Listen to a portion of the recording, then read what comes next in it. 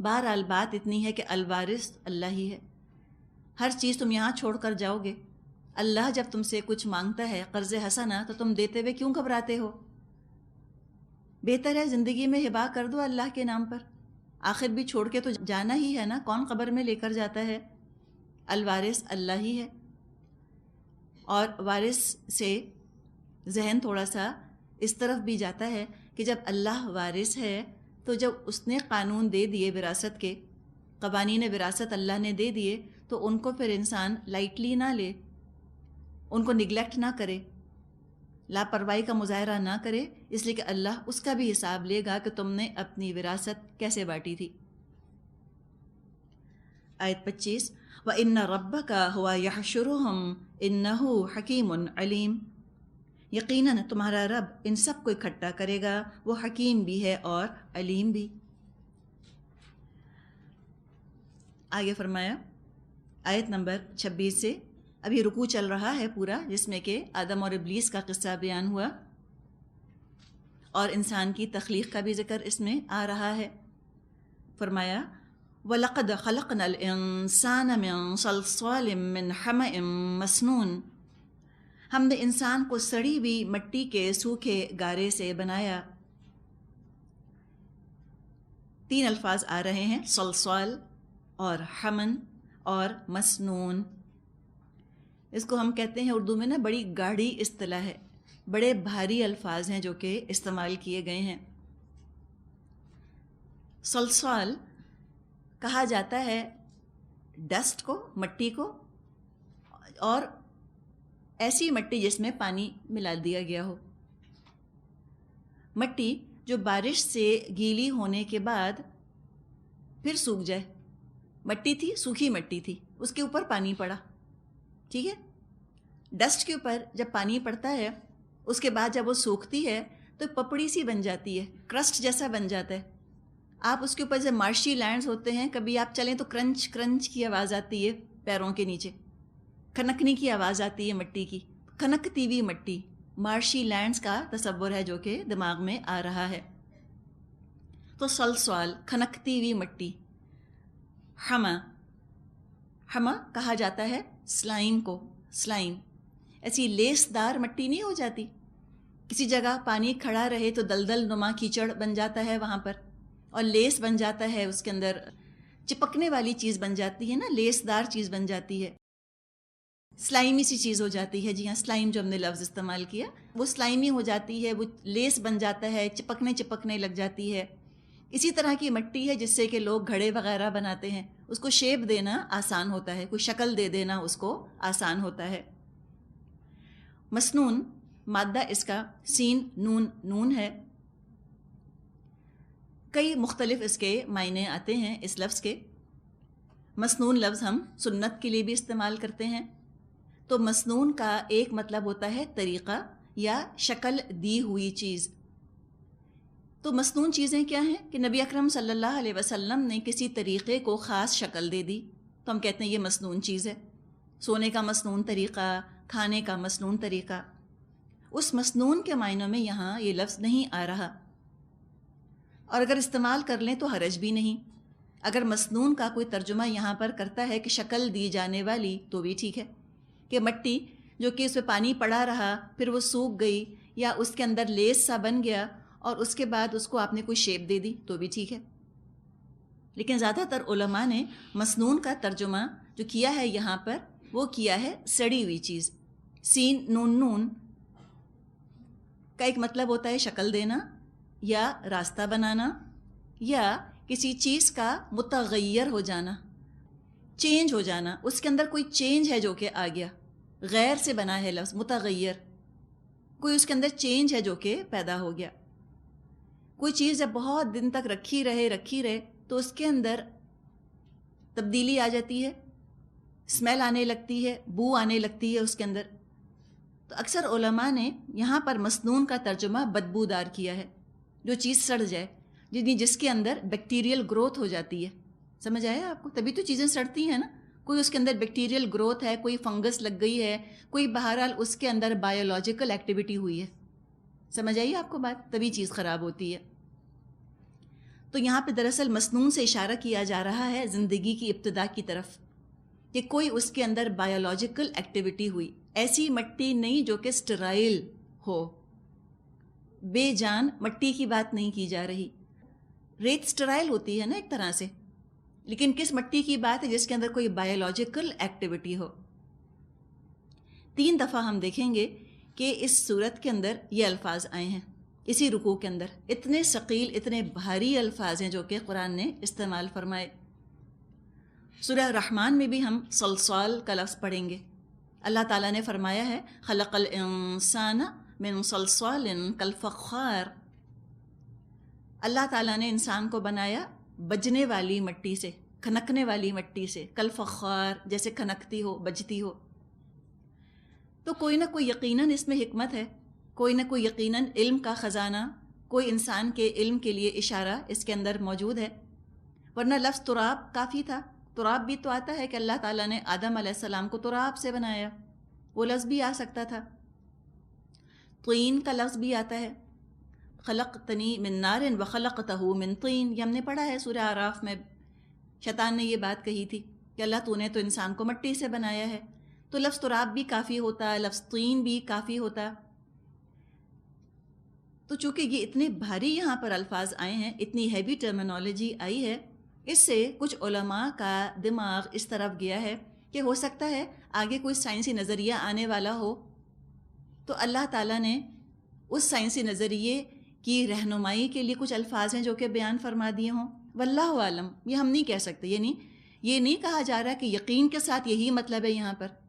یہ متشابہات میں سے ہے، کیسے انسان کی تخلیق ہوئی، ہم میں سے تو کوئی موجود تھا نہیں، کوئی سائنٹسٹ نہیں تھا وہاں پہ، نہ ڈارون موجود تھا اور نہ آئنسٹائن تھا، کوئی وہاں پر اس وقت موجود نہیں تھا۔ جو چیز ہمارے علم کے، مشاہدے کے یا تجربے کے احاطے میں آ نہیں سکتی، اس کے بارے میں ہم کوئی بات کہہ نہیں سکتے، سوائے اس کے کہ ہم کہیں واللہ عالم، اللہ بہتر جانتا ہے۔ ان کو متشابہات ہی ہم کہیں گے ایٹ بیسٹ۔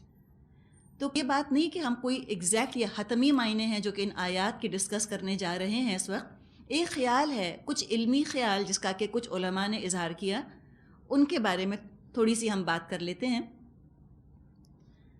الحمدللہ جو آپ میں سے خواتین ہیں جو کہ اسکول کالج سے گزری ہوئی ہیں، ہو نہیں سکتا کہ آپ نے ڈارونز تھیوری نہ پڑھی ہو یا اس کے بارے میں آپ نے نہ سنا ہو۔ ڈارونز تھیوری آف ایولیوشن کہنے کو ایک تھیوری ہے، اور حقیقت میں ہے صرف تھیوری، ایک نظریہ ہے، لیکن جس طرح سے اس کو پیش کیا جا رہا ہے اور اس کا کیا انسان کی تاریخ پر، انسان کی نفسیات پر، سائیکی پر اور اعمال پر اس کا اثر ہوا، انشاءاللہ تعالی اللہ نے چاہا تو ہم اس کے بارے میں مزید کوئی پریزنٹیشن دیکھیں گے، لیکن چند باتیں ہم کرتے ہیں اس وقت۔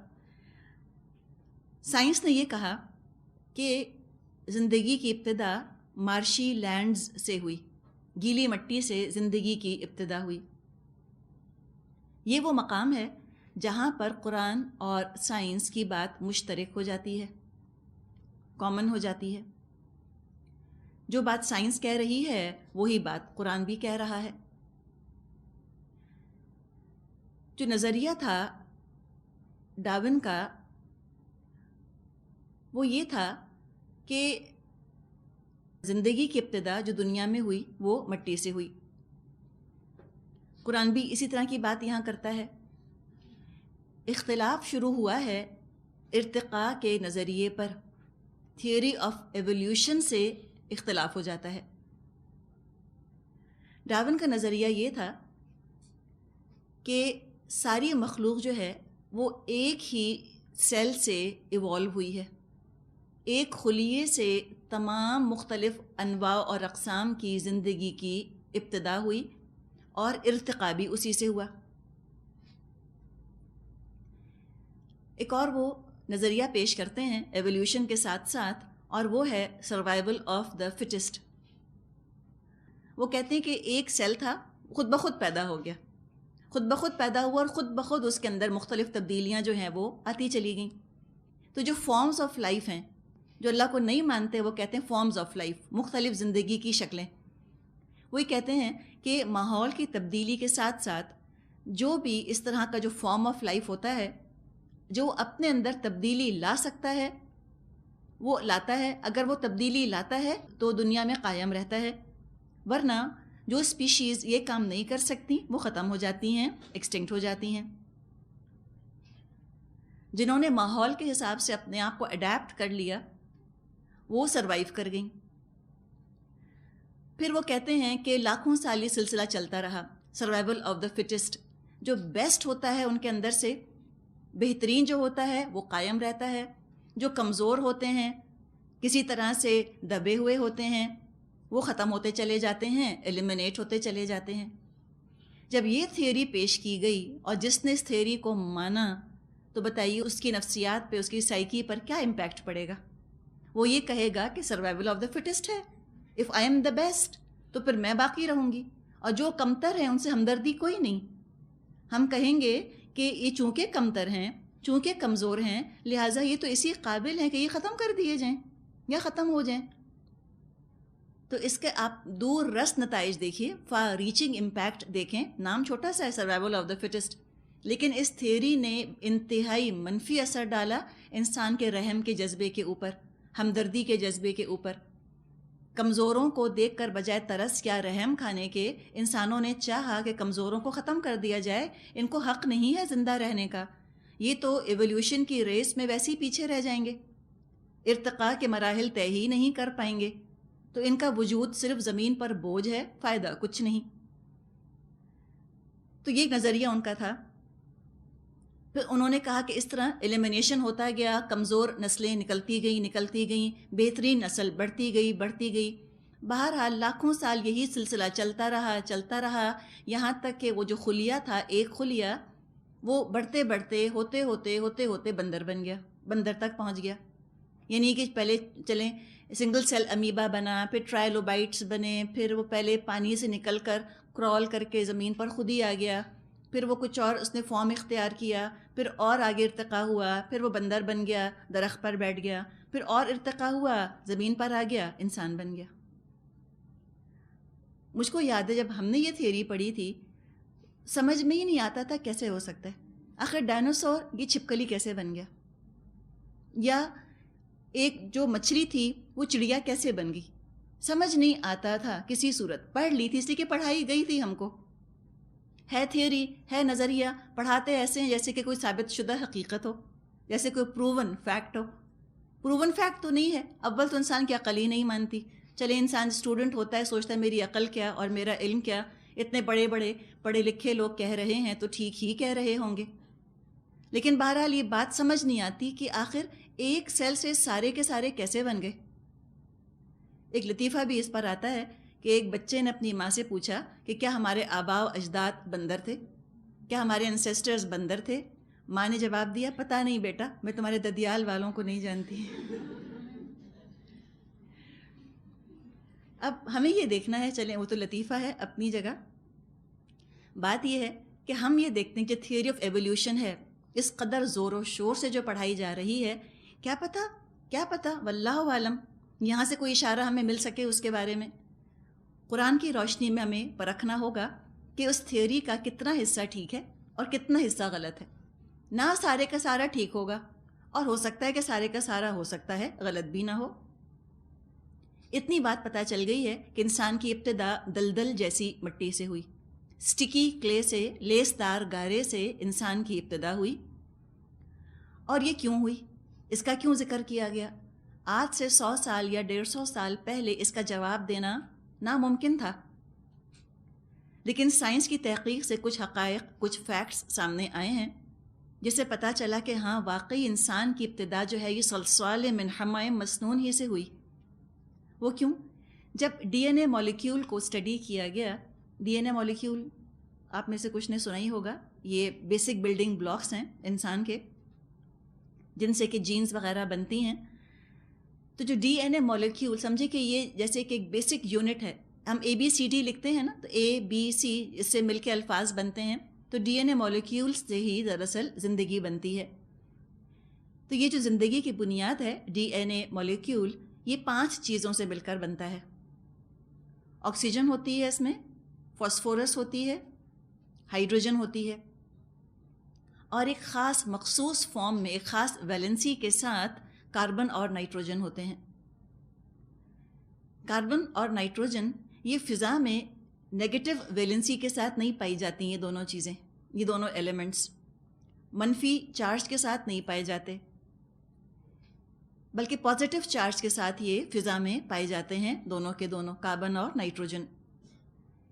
نیگیٹو ویلنسی کے ساتھ یہ صرف ایک جگہ پائے جاتے ہیں، جو کہ ڈی این اے کے اندر یہ ہوتے ہیں، اور یہ پائے جاتے ہیں دلدلی کیچڑ والی مٹی میں۔ صرف وہاں پر کاربن اور نائٹروجن نیگیٹو ویلنسی کے ساتھ پائی جاتی ہے، جو کہ ڈی این اے مولیکیول کے اندر ہوتی ہے۔ تو اس سے ثبوت مل گیا کہ ہاں واقعی دلدلی کیچڑ والی مٹی ہی سے انسان کی ابتدا ہوئی۔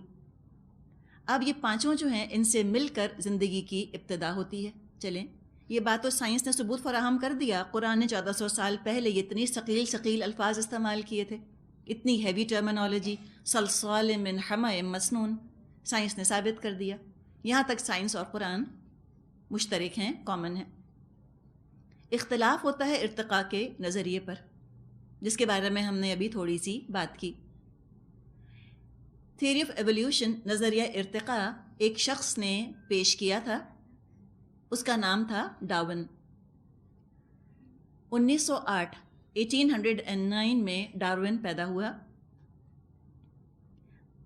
مذہبی طبیعت کا آدمی تھا، اللہ کو ماننے والا تھا، کچھ تحقیقات کرتا رہا۔ اس کے بعد 22 سال کی عمر میں اسے بحری جہاز کے سفر کا موقع ملا، سیل کر گیا شپ میں۔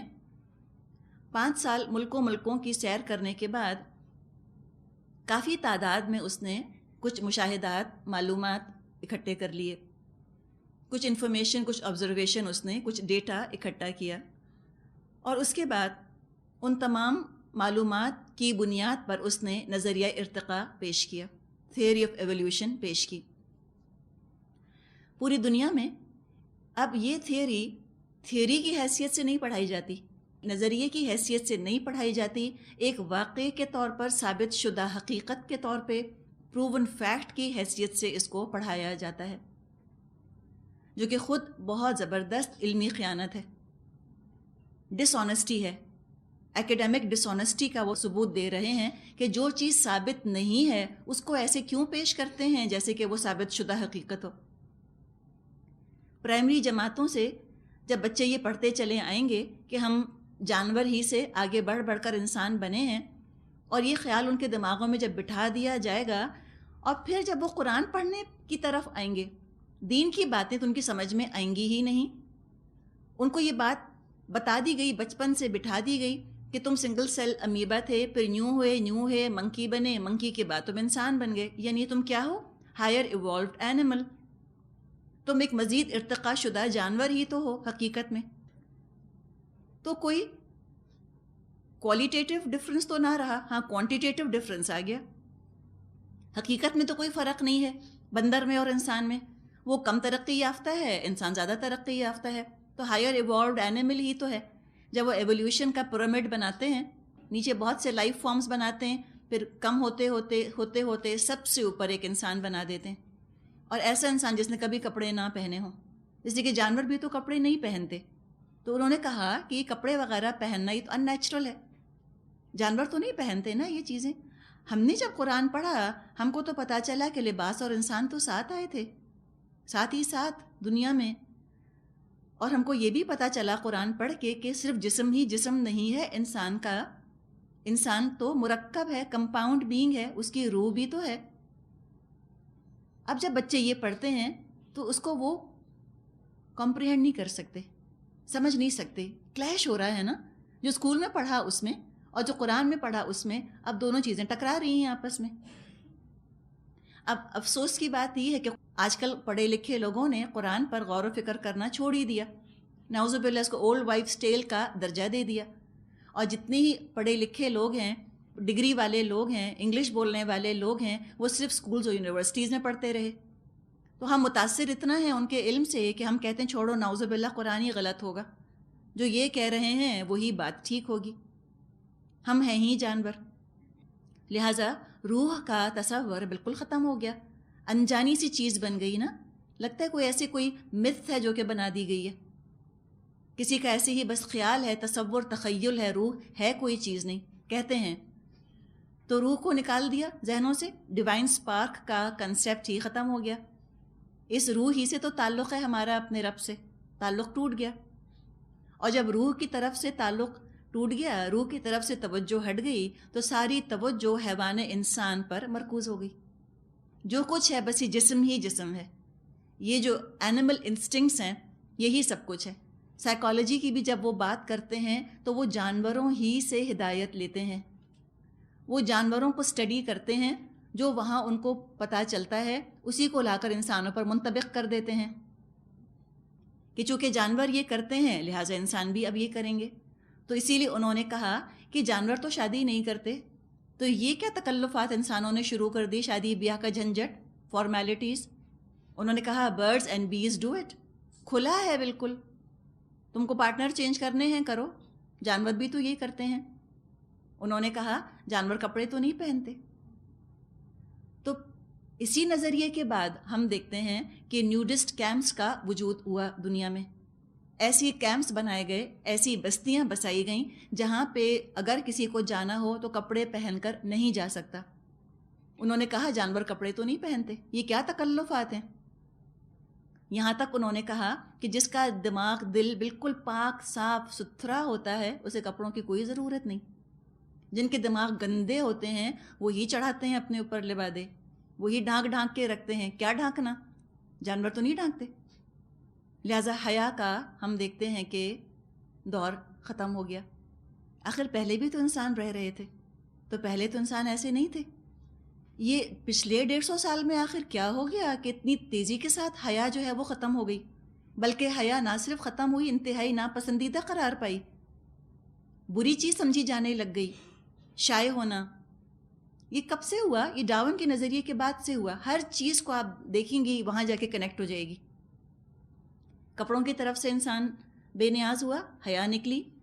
پھر یہ سوچا کہ جانور کون سے ماں باپ کا خیال رکھتے ہیں، وہ تو کوئی ماں باپ کا خیال نہیں کرتے، تو یہ ہم کیوں آخر ان بوڑھوں کو اپنے گھروں میں رکھیں، ہم کما کر لائیں اور ہم ان کو کھلائیں، پھر یہ غصہ کریں تو ہم ان کے مزاج اٹھائیں، پھر یہ بیمار ہو تو ہم اتنا وقت ان پر لگائیں. کیوں؟ کوالٹی آف لائف ہماری ہیمپر ہو رہی ہے ان کی وجہ سے. معیار زندگی ہمارا بلند نہیں ہوتا ان بڈھوں کی وجہ سے، نعوذ باللہ. ہم جتنا ٹائم ان کی خدمت میں لگا رہے ہیں، پوری رات ہم جاگے ان کی بیماری کی وجہ سے، اس لیے کہ ماں بیمار تھی یا باپ. اب صبح ہم کام پر کیسے جائیں گے، ہم پیسے کیسے کمائیں گے، ہم اچھا کیسے کھائیں گے. ہم اپنی تنخواہ ان کے ساتھ اگر شیئر کرتے ہیں تو ہمارے پاس تو کھانا کم. اور ویسے نظریہ ایک اور کیا ہے، سروائیول آف دا فٹسٹ. اب یہ بڈھے ہو گئے ہیں تو ان کو زندہ رہنے کی ضرورت کیا ہے، دھرتی کا بوجھ. کیوں نہ یوتھنیسیا کروا دیا جائے ان کو، کیوں نہ اسسٹڈ سوسائڈ کروا دی جائے. ان کی مدد کرتے ہیں، ان کو مرنے میں مدد دیتے ہیں. جیسے یوسف علیہ السلام کے بھائیوں کا ہم نے قصہ پڑھا تھا نا، اقتلوا یوسف، قتل کر دو یوسف کو تاکہ تمہارے باپ کی توجہ تمہاری طرف آ جائے. فار اے گڈ کاز قتل کر دو. تو آج کیا کیا، رحم کا لیبل لگایا اور قتل کو اس طرح سے جائز کر دیا. نام دے دیا اسسٹڈ سوسائڈ، نام دے دیا یوتھنیسیا. ہے کیا؟ قتل ہے. تو اس طرح سے والدین کو بھی رکھنے کا تصور ختم ہوا. جب سے انسان آئے ہیں دنیا میں تب سے یہ نیچرل تھا کہ والدین بوڑھے ہوں گے تو اولاد خیال کرے گی. اس کو ہم انگلش میں کہتے ہیں نا، نو ٹو ویز اباؤٹ اٹ. کچھ سوچنے کی بات ہی نہیں تھی اس کے اندر، انڈرسٹوڈ چیز تھی. لیکن اب ہم دیکھتے ہیں کہ نہیں، انڈرسٹوڈ نہیں ہے. بلکہ بعض خواتین تو بہت ایک ایٹیٹیوڈ کے ساتھ کہتی ہیں کہ ہم نے رکھا ہوا ہے اپنے ساس سسر کو گھر میں. تو آپ نے کیا احسان کیا ان کے سر پہ رکھ کر، یا ہم نے اپنے پیرنٹس کو گھر میں رکھا ہے. تو یہ بڑی بات ہو گئی کہ اچھا آپ نے گھر میں رکھا ہے. پہلے کوئی بڑی بات نہیں تھی، نیچرل. آپ نہیں رکھیں گے تو کون رکھے گا. تو لہٰذا ہم دیکھتے ہیں ویسٹ میں کہ وہ اپنے والدین کو گھروں میں نہیں رکھتے. اولڈ ہومز ہیں ان کے، وہ کیوں جاگیں ان کے لیے. وہ کھانس رہے ہیں تو یہ ڈسٹرب کیوں ہوں پوری رات. وہ بیمار ہیں تو یہ کیوں خرچ کریں، گورنمنٹ کرے نا، ہم کیوں کریں. تو والدین کا بھی ہم دیکھتے ہیں کہ سلسلہ کٹ گیا اولاد سے، تو جانور ہی ہو گئے بالکل. اور اس کے بعد رفتہ رفتہ ان تمام چیزوں کا ایک ایسا اثر ہوا ہے انسان کی نفسیات پر، اس کی سائیکی کے اوپر، کہ اس نے انسانوں کی تہذیب کو، اٹھنے بیٹھنے کو، سوچ کے انداز کو، ہر چیز کو اس ڈارونس تھیوری نے غیر محسوس طریقے سے، انتہائی سٹل طریقے سے اپنی لپیٹ میں لے لیا ہے، اور اس کا امپیکٹ انسانوں کے رویوں کے اوپر زوردار ہوا ہے۔ جتنی درندگی، جتنی حیوانیت آج ہم کو انسانوں میں نظر آتی ہے اتنی پہلے نہیں تھی۔ پہلے بھی تو آخر انسان تھے، پہلے بھی تو عورتیں گھروں سے نکلتی تھیں، کھیتوں میں کام کرتی تھیں، پہلے بھی بچے ہوتے تھے۔ یہ تو درندگی کے مظاہرے نہیں تھے جو اب ہم دیکھتے ہیں۔ تو جب حیا کو رخصت کیا، جب رحم کو رخصت کیا، جب ترس ختم ہو گیا، مرسی نکل گئی، تو بچا کیا انسان کے اندر؟ اللہ سے تعلق اس کا ٹوٹ گیا، خوف خدا نکل گیا، تو پھر کیا فرق رہ گیا جانوروں میں اور اس میں؟ اللہ سے انہوں نے تعلق توڑا تو جانور کو اپنا امام بنایا، اب جانوروں سے وہ سبق سیکھتے ہیں۔ ہر قسم کی پابندیوں سے، حدود سے خود کو آزاد کر لیا۔ اسی لیے مورالٹی کا فقدان ہمیں نظر آتا ہے، اخلاقی قوانین کی کوئی حیثیت نہیں، بائی ہک اور بائی کروک، جیسے کر سکتے ہو اپنا فائدہ حاصل کرو، جھوٹ بولتے ہو تو ضرور بولو، دھوکہ دے سکتے ہو تو دو۔ ضمیر نام کی چیز ختم ہو گئی۔ جانوروں کے اندر ضمیر تو نہیں ہوتا، ان کے اندر کانشنس تو نہیں ہوتا۔ جانور جب کسی اور کا کھانا کھا لیتے ہیں ان کو گلٹی فیلنگ تھوڑی آتی ہے اندر سے۔ تب انسانوں نے بھی کہا کہ سروائیول آف دا فٹسٹ کی بات ہے، جس کے پاس جو آ گیا وہ لے لے، زبردستی لے سکتا ہے، دھوکہ دے کر لے سکتا ہے، لے، اس لیے کہ یہ تو سروائیول کی ریس ہے۔ تو حلال حرام کے تمام قواعد ختم ہو گئے، کوئی چیز حلال نہیں، کوئی چیز حرام نہیں، جو مل جائے جائز، جس طرح مل جائے جائز۔ صرف خیال یہ رکھنا ہے کہ پولیس نہ پکڑ لے، قانون کی زد میں نہ آ جائیں، سکینڈل نہ بنے، بس اس کی فکر رہتی ہے، ورنہ مورالٹی، ضمیر، یہ تمام چیزیں دم توڑ گئیں۔ اللہ تعالیٰ نے تو فرمایا ہے قرآن میں کہ ایسے لوگ ہیں اولئک کالانعام، جانوروں کی طرح ہیں، بل ہم اضل، ان سے بھی گئے گزرے ہیں، اور فرمایا اولئک هم الفاسقون، یہی فاسق ہیں، یہی ٹرانسگریسرز ہیں، اللہ کی حدیں توڑنے والے ہیں۔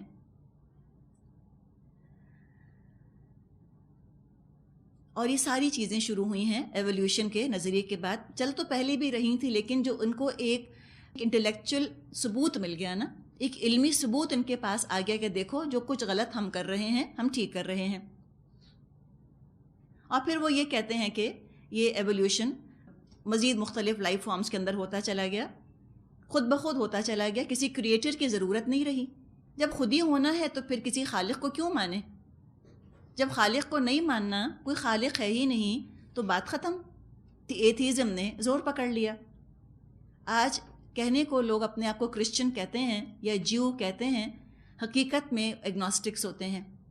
لا ادریت کا آج کل ہم دورہ دیکھتے ہیں کہ لوگ کہتے ہیں کہ really I am not sure, پتہ نہیں ہے بھی کہ نہیں۔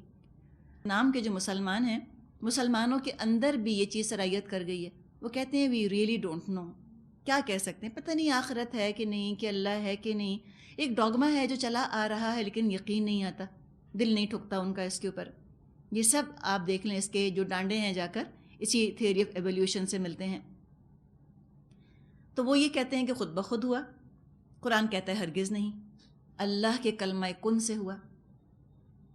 زندگی کا آغاز مجرد مٹی سے نہیں ہوا، اس مٹی کے اندر جو زندگی کے آثار پیدا ہوئے اللہ کے کلمہ کن سے ہوئے۔ ہم نے پڑھا ہے قرآن میں انما امرہ اذا اراد شیئا ان یقول لہ کن فیکون، جب ہم کسی چیز کا ارادہ کرتے ہیں، فرمائے ہم کہتے ہیں کن تو وہ ہو جاتا ہے، کن ہو جا، فیکون وہ ہو جاتا ہے۔ یعنی اگر اللہ کا کلمہ کن نہ ہوتا، اللہ کا حکم نہ ہوتا، کروڑ سال وہ مٹی پڑی رہتی، اس کے اندر زندگی کے آثار نہ پیدا ہوتے۔ اللہ کے کرنے سے آثار ہوئے، خود بخود نہیں ہوئے۔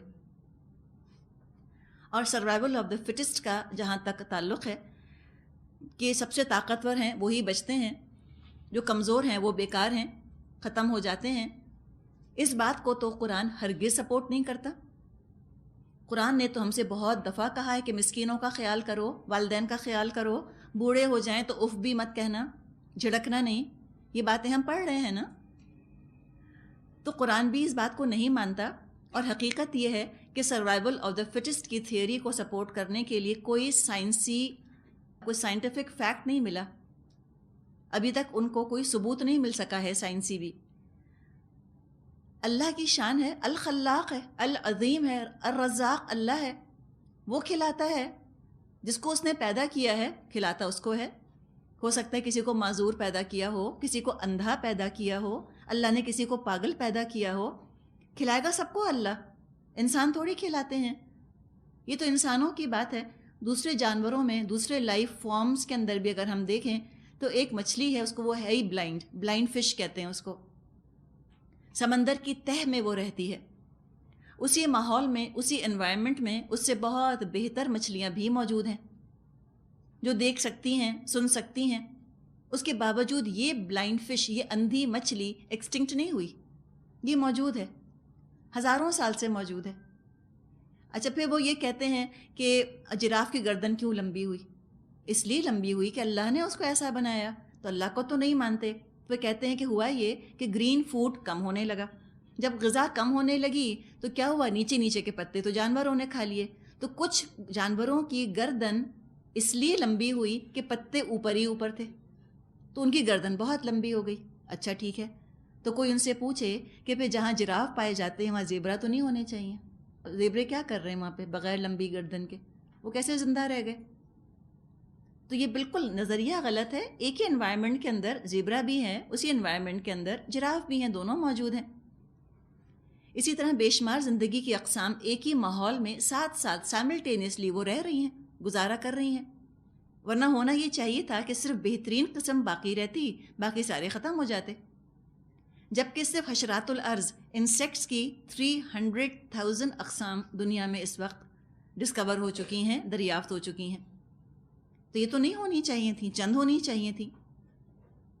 اسی طرح ڈارون نے جب اپنا نظریہ پیش کیا تو اس نے کہا کہ آئندہ جب سائنس ترقی کرے گی تو کیا ہوگا کہ ٹرانزیشنری سٹیجز کے جانور، ان کے ڈھانچے پائے جائیں گے۔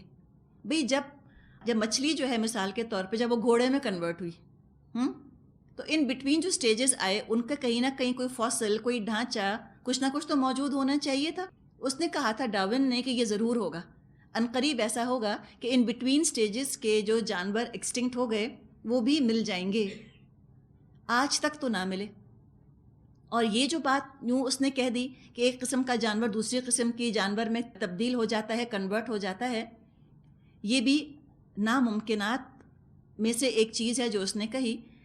امیبا جو کہ ایک خلیے والا جانور ہے نا، یونی سیلولر آرگینزم ہے، اس کو اگر ہم کہیں کہ امیبا کو، انسان تو چھوڑیں، بہت دور کی چیز ہے، ایک امیبا جو ہے وہ ورم بن جائے، ورم تو بالکل سمپل ہوتا ہے، کتنا وقت درکار ہوگا، کتنی اس میں جینیٹک چینجز آنی ہوں گی۔ وہ یہ کہتے ہیں کہ اگر ہر سیکنڈ میں ایک تبدیلی آئے تو امیبا کو ورم بننے کے لیے 10 ٹریلین ایئرس چاہیے۔ یہ ان کا اپنا جو بتایا ہوا ڈیٹا ہے وہی آپ کے سامنے رکھا جا رہا ہے۔ 10 ٹریلین ایئرز میں امیبا ورم بنے گا تو انسان کب بنیں گے؟ اتنی تو دنیا کی ایج بھی نہیں ہے۔ تو خود وہ بتا رہے ہیں کہ یہ چیزیں جو ہیں یہ یعنی درست نہیں ہیں۔ اور بندر سے جہاں تک انسان بننے کا تعلق ہے اس کا تو کوئی تصور نہیں، اللہ تعالیٰ نے آدم علیہ السلام کو بنایا۔ ہاں، کچھ علماء جو بات کرتے ہیں وہ یہ کہتے ہیں کہ یہ عین ممکن ہے کہ انسان کی جو شکل بنی ہے، جس پرفیکشن پہ آج ہم انسان کو دیکھتے ہیں، ہو سکتا ہے اس سے پہلے انسان ہی کو اللہ نے بنایا ہو، لیکن کچھ ارتقائی منازل اس نے طے کیے ہوں، کچھ ایولیوشنری سٹیجز سے وہ گزرا ہو۔ جیسے کہ ہم دیکھتے ہیں کہ ایک بچہ جو پیدا ہوتا ہے وہ ماں کے پیٹ میں 9 مہینے میں شکل تبدیل کرتا ہے، ارتقائی منازل سے گزرتا ہے، کنسیپشن ہوتا ہے شکل کچھ اور ہوتی ہے، چند ہفتے کا ہوتا ہے شکل کچھ اور ہوتی ہے۔ کوئی کہہ نہیں سکتا کہ یہ اس طرح سے ایک بچہ بن کر اس طرح سے شکل کا ہوگا۔ تو ان کا یہ کہنا ہے کہ جس طرح ماں کے پیٹ میں بچہ شکلیں چینج کرتا ہے، ڈے 1 سے بھی وہ انسانی تھا، جب کنسیپشن ہوا تھا ماں اور باپ کی طرف سے، جب وہ خلیہ مل کر زائگوٹ بنا تھا تب بھی انسان ہی تھا، کچھ اور نہیں تھا۔ وہ ہاتھی نہیں تھا، وہ بندر نہیں تھا، وہ کتا نہیں تھا، وہ تھا انسان ہی۔ اب کیا ہوا، 9 مہینے میں ارتقا ہوتے ہوتے وہ انسان بن کر نکل آیا۔ تو جو یہ ایک پروسیس ہے جو کہ ماں کے پیٹ میں 9 مہینے میں ہوتا ہے، کچھ علماء کا کہنا یہ ہے کہ یہی پروسیس مدر ارتھ پر ہوا کئی ہزار سال میں. سمجھ آیا آپ کو کہ یہ ہو سکتا ہے کہ پہلے جیسے وہ مختلف نام دیتے ہیں کہ پہلے کو ہومونوائٹ بنا ہو، پھر شاید ہومو ایریکٹس بنا ہو، کمر سیدھی ہوئی ہو، ہاتھ چھوٹے ہوئے ہوں، ایوالو ہوتے ہوتے ہومو سیپین بن گیا ہو. اسی طرح اللہ کی حکمت ہے، اللہ کا حکم ہے، ایک اور پروسیس چلا اور ہوتے ہوتے وہ چیز جو ہے وہ پرفیکٹ ہو گئی. یعنی جس طرح فیٹس میں شروع دن سے انسان ہی بن رہا ہوتا ہے، بندر نہیں بن رہا ہوتا، اسی طرح اگر یہ پروسیس ہوا، ہم اگر کی بات کر رہے ہیں نا، اف دس ہیپنڈ، اگر یہ ہوا تو جو پہلا ہومونوائٹ تھا وہ بھی انسان ہی تھا، بندر پھر بھی نہیں تھا. تو ایولیوشن کو اس طرح سے اگر ہم مانیں تب بھی کنیکشن بندر سے نہیں جڑتا، اس کا ایک سیپریٹ اسپیشی ہے جو اللہ نے شروع کی. بندر سیپریٹ اسپیشی، الگ کریشن ہوئی ہے. وہ کہتے ہیں نا کہ تھیوری آف اسپونٹینیس کریشن یا تھیوری آف اسپیشل کریشن. تو قرآن کہتا ہے تھیوری آف اسپیشل کریشن ٹھیک ہے، ہر چیز اسپیشلی بنی ہے، اسپونٹینیسلی نہیں بنی. اللہ کا کلمہ کن کام کرتا ہے. یوں سمجھیں کہ جیسے کہ اللہ تعالیٰ نے ڈھیروں بیج ہیں جو کہ بکھیر دیے مختلف اسپیشیز کے. جیسے کہ جو پہلا جانور جس طرح بنا، اس کے بعد اسی جانور کی نسل چلتی گئی. پہلی شہد کی مکھی جیسی تھی، کروڑ سال گزرنے کے بعد شہد کی مکھی ویسی ہی ہے. اور فاسل ریکارڈ ان کو ملا ہے کہ کچھ جانور ہیں جو کہ ٹریپ ہو گئے ہیں. جیسے کہ درختوں کا سیپ ہوتا ہے نا، درختوں کا سیپ نکلا، اس میں کوئی ڈریگن فلائی ٹریپ ہو گئی. تو کروڑوں سال پہلے کی ڈریگن فلائی کو آپ دیکھیں، آج کی ڈریگن فلائی کو دیکھیں، کوئی فرق نہیں. کروڑوں سال پہلے کا آپ ٹورٹوائز کا ڈھانچہ دیکھیں، کچھوے کا ڈھانچہ دیکھیں، آج کا ٹورٹوائز، آج کا کچھوا دیکھیں، کوئی فرق نہیں، کوئی ایولیوشن نہیں ہوا اس کے اندر. تو اللہ نے یقیناً یہ اسپیشیز بنائی، ہر اسپیشی اپنی جگہ ایسی تھی، اوریجنل تھی، جس کو وہ کہتے ہیں کہ جو بچے ہوتے ہیں وہ پیرنٹ کے اوپر جاتے ہیں. تو پیرنٹ کو کس نے پیدا کیا؟ اللہ نے بنایا نا، اللہ نے بنایا، اس کے بعد نسلیں جو ہیں وہ چل پڑیں. تو ہو سکتا ہے وہ جو نسلیں چلی ہیں ان میں ہر نسل میں اپنا ایولیوشن ہوا ہو، یہ ممکن ہے، لیکن ایک نسل دوسری نسل میں کنورٹ نہیں ہو سکتی. کچھوا جو ہے وہ ہاتھی نہیں بن سکتا، بندر جو ہے وہ انسان نہیں بن سکتا. یوں سمجھیں جیسے کہ پھلوں کے بیج ہوتے ہیں، جو مالٹے کا بیج ہے اسے مالٹا ہی نکلے گا. یہ نہیں ہو سکتا کہ مالٹا انار بن جائے اور پھر دونوں مل کر سیب بن جائیں. ایسے ہوتا ہے کہ ایک مالٹا لیں ایک انار لیں ان کا سیب بنا دیں، یہ نہیں ہو سکتا. تو اسی طرح اللہ نے انسانوں کو اگایا ہے زمین سے. سورہ نوح میں بڑی دلچسپ آیت آتی ہے کہ واللہ انبتکم من الارض نباتا، اللہ نے اگایا ہے تم کو زمین سے جیسا کہ اگایا جاتا ہے. یہ بھی بڑی تھاٹ پرووکنگ آیت ہے سورہ نوح کی. جو عالم ہے وہ اس کے اوپر تھوڑی ریسرچ کر سکتے ہیں. لیکن خیر عین ممکن ہے کہ یہ ایسے ہوا ہو، مختلف پروسیجر سے اللہ نے گزارا ہو. لیکن جب وہ ہومونوائٹ تھا تب بھی انسانی تھا، اس کے بعد ہومو سیپین ہو گیا، انسانی تھا. پھر رفتہ رفتہ اللہ تعالیٰ نے انسان کو سنوارا. اس کا بھی ہم ذکر قرآن میں پڑھتے ہیں. اللہ تعالیٰ فرماتا ہے، ابھی اسی میں آ جائے گا آگے آیت میں، آیت نمبر 29 میں ہم پڑھیں گے کہ فَإِذَا سَوَّيْتُهُ، جب میں اس کو سنوار دوں. کس کو سنوار دوں؟ یہ ہو کون ہے؟ انسان ہے نا، انسان ہے. تو یہ انسان کو اللہ نے بنانا شروع کیا. فَإِذَا سَوَّيْتُهُ، جب اس کی نوک پلک سنوار دوں، پروپورشنیٹ کر دوں. کیا ہوا؟ اب یہ حیوان آدم تیار ہو گیا، تسویہ ہو گیا اس کا. پھر کیا کیا؟ وَنَفَخْتُ فِيهِ مِن رُوحِي. تو ہو سکتا ہے جب وہ فزیکلی ایوالو ہو گیا ہو اللہ کے حکم سے، پھر اللہ نے اس پرفیکٹ بینگ کے اندر اپنی روح پھونکی ہو. ٹھیک ہے، تو اللہ کی طرف سے اب روح جو ہے وہ پھونک دی گئی. اب یہ کون ہے؟ آدم علیہ السلام. اب یہ اشرف المخلوقات ہیں جن کو فرشتوں نے سجدہ کیا. تو فرشتوں نے حیوان آدم کو سجدہ نہیں کیا بلکہ انسان آدم کو سجدہ کیا. جو کمبینیشن ہے جسم اور روح کا، یہاں شدت کا کلیش ہے قرآن میں اور سائنس میں. اور جو بہت زیادہ ریشنل ہیں وہ روح کو مانتے نہیں، اس لیے کہ لیبارٹری کے اندر ثابت نہیں ہو سکتی. تو جو چیز لیب میں پروو نہ ہو سکے کہتے ہیں وجود ہی نہیں. یہ خود انتہائی تنگ نظری ہے، انتہائی نیرو مائنڈڈنس کا ثبوت دیتے ہیں. وہ کسی سائنٹسٹ کو یہ زیب نہیں دیتا کہ جو چیز ثابت نہیں ہو سک رہی ہے اس سے اب تک اس کو ریجیکٹ کر دے.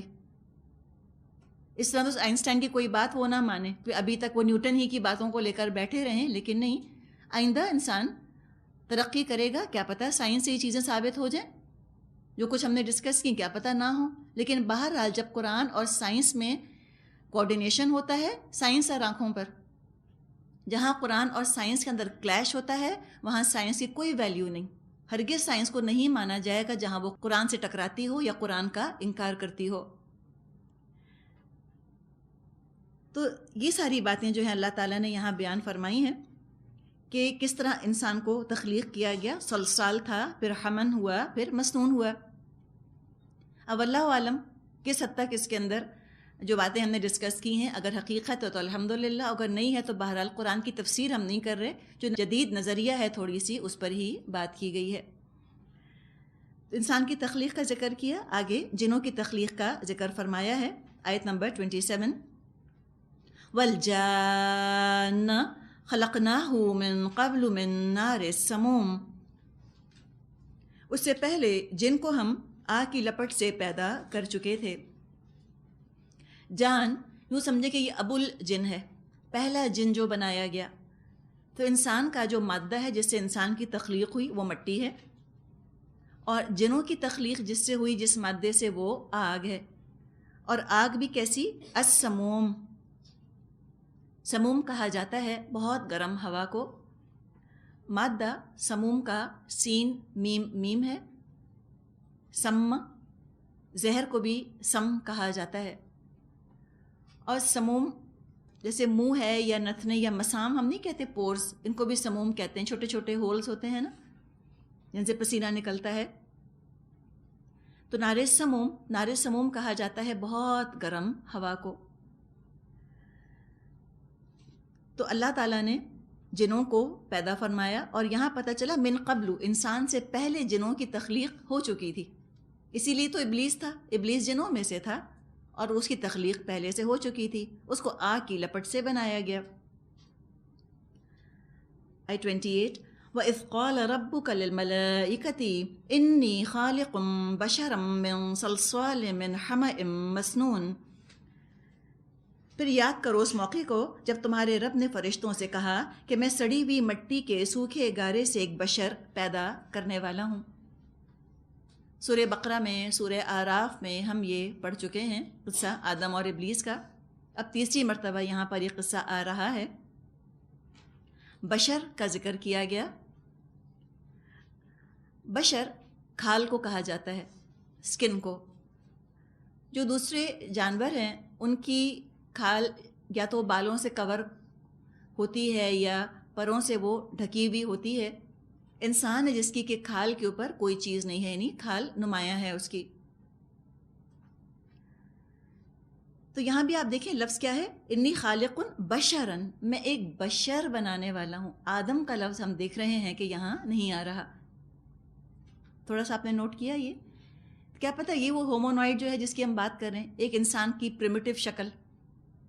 بشر بنایا گیا من صلصال من حمأ مسنون. اب یہ تخلیق ہوئی ہے کرسٹ آف دی ارتھ سے انسان کی. مادہ تخلیق جو ہے انسان کا فرشتوں سے اور جنوں دونوں سے گھٹیا ہے. فرشتوں کو بنایا گیا ہے نور سے، خنک نور سے، کریٹڈ لائٹ سے، اور جنوں کو بنایا گیا ہے آگ سے. انسان بنا ہے مٹی سے. تو رجحان بھی اس کا بہت زیادہ زمین کی طرف ہے، لپٹتا ہے بہت زمین سے. جو انسان کی جسمانی ضروریات ہیں وہ اس زمین ہی سے پوری ہوتی ہیں. بہت زیادہ اگر وہ اپنے جسم پر فوکس کرے اور روح کا خیال نہ کرے تو لپٹتا چلا جاتا ہے زمین سے. جن لوگوں کو اپنی روح کا احساس ہوتا ہے ان کے اندر ٹھہراؤ ہوتا ہے، اور جن کو اپنی روح کا احساس نہیں ہوتا، اپنی روح کی طرف سے غافل ہوتے ہیں، تو کیا ہوتے ہیں؟ صلصال من حمأ مسنون والی کیفیات ان کے اندر ہوتی ہیں. ان کے اندر ایک جس کو کہتے ہیں نا شیخی خورا انسان. ہم اردو میں بھی کہتے ہیں کہ جو خالی گڑھا ہوتا ہے وہ زیادہ بچتا ہے. گڑھا آپ لیں جس میں پانی وغیرہ نہ ہو، پھر آپ اس کو ٹن ٹن کریں تو بہت بچتا ہے نا، ٹن ٹن ٹن اس کے اندر آواز آتی ہے. اسی طرح وہ انسان جو بس جسم پر فوکس کرتے ہیں وہ بھی بہت زیادہ اپنے منہ یا مٹھو بننے والی چیز جسے ہم کہیں، اس طرح کی ان کے اندر کیفیات ہوتی ہیں.